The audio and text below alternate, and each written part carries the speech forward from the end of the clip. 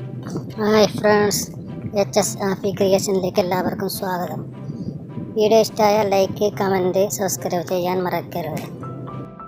4 മുട്ട, 1 spoon sugar, കുറച്ച് ഉപ്പ്, ഒരു ബോട്ടിൽ എസൻസ്,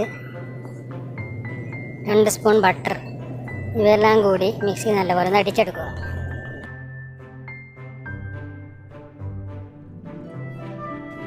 അതിലോട്ട് കുറച്ചായിട്ട് മൈദ ഇട്ട് കൊടുക്കുക. കൂടെ പാലും കൂടി ഒഴിച്ച ശേഷം നല്ലപോലെ ദോശൻ്റെ മാവ് പോലെ അരച്ചെടുക്കുക. എന്നും പറയുന്നത് പോലെ വീഡിയോ ആദ്യമായിട്ടാണ് കാണുന്നതെങ്കിൽ സബ്സ്ക്രൈബ് ചെയ്യാനും കമൻറ്റ് ചെയ്യാനും ലൈക്ക് അടിക്കാനും മറക്കണ്ട.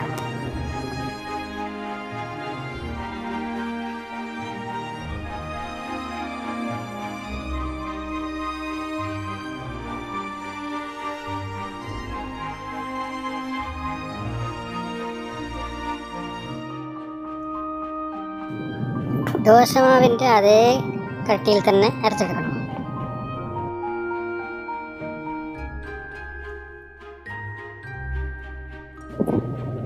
ദോശക്കല്ലിലേക്ക് ബട്ടർ തേച്ച് കൊടുക്കണം.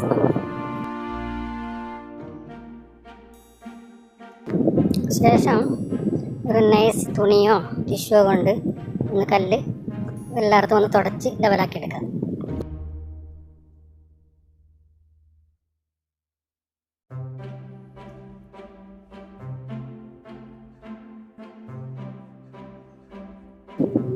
പിന്നെ ഈ മാവ് ദോശക്കല്ലിലോട്ട് നടുവിൽ ഒഴിച്ചു കൊടുക്കുക. അതിൻ്റെ ബ്രഷ് കൊണ്ട് ചുറ്റും ഇങ്ങനെ പരത്തി കൊടുക്കുക.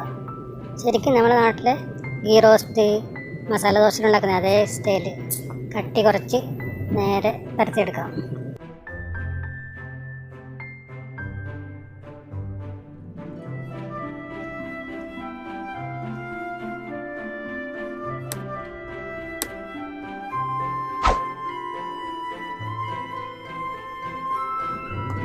ശേഷം തിരിച്ചും മറിച്ചും ഇട്ട് നല്ലപോലെ വേവിച്ചെടുക്കുക.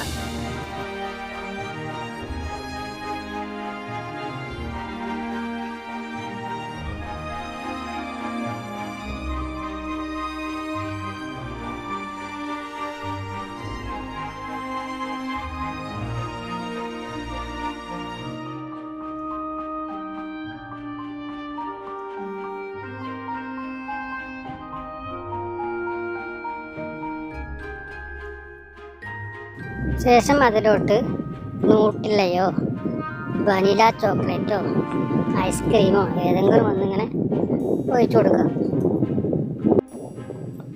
അത് ഓരോരുത്തരുടെ ടേസ്റ്റ് അനുസരിച്ച് ക്രാഫ്റ്റ് ചീസ് അല്ലെങ്കിൽ വേറെന്തെങ്കിലും ഏതെങ്കിലും ചീസ്, തേന് എന്തുവേണം ഒഴിച്ചു കൊടുക്കാം. ശേഷം അതിലോട്ട് ഓറിയോ ബിസ്ക്കറ്റോ എന്തെങ്കിലും ബിസ്ക്കറ്റ് പൊടിച്ചിട്ട് കൊടുക്കുക. ഇവിടെ ഞാൻ Nutella, Oreo biscuit, vanilla ice cream ഇവയാണ് ഉപയോഗിക്കുന്നത്.